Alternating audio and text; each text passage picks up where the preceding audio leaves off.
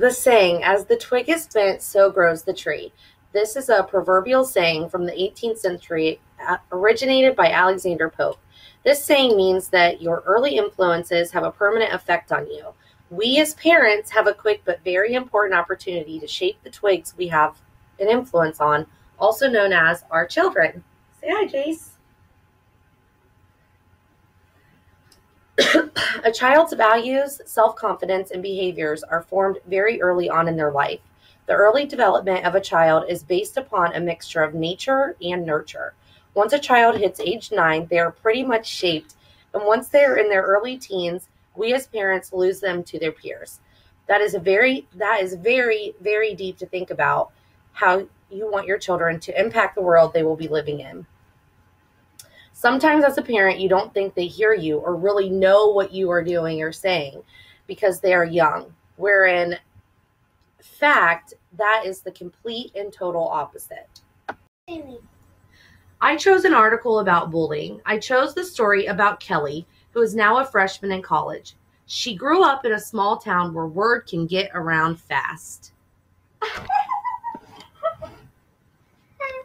When she was a freshman in high school, she was bullied. It got to the point that she was shoved in lockers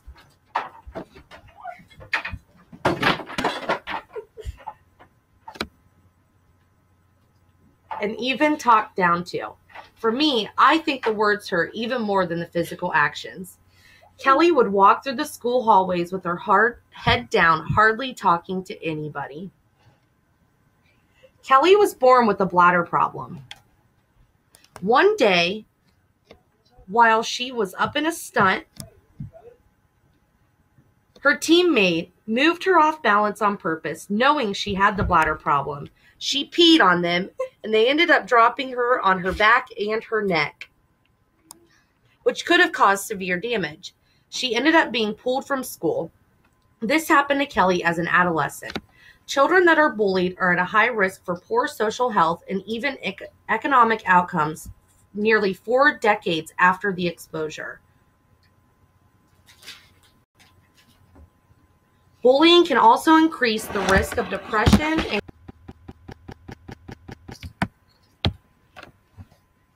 Kelly had one great friend and a very supportive family that talked her off of the ledge and helped her move forward in life. There is a link between bullying and impaired cognitive function, although there is still research that needs to be done on the specific ways that developmental stage bullying can manifest later on in a person's life. Cognitive effects of bullying have victimized children living with limitations, fear, and anxiety in their everyday lives, creating a block in their development. Victimized children are often quiet and submissive, not participating well in class, making them internalize and often fall behind, creating feelings of insignificance. Feelings of insignificance are harmful to a children's cognitive development because they exhibit antisocial behavior and low self-esteem. This also affects their cognitive development because they are unable to cope in various situations and fear social interaction. I think Kelly having a great support system behind her will help her grow and learn from her experience.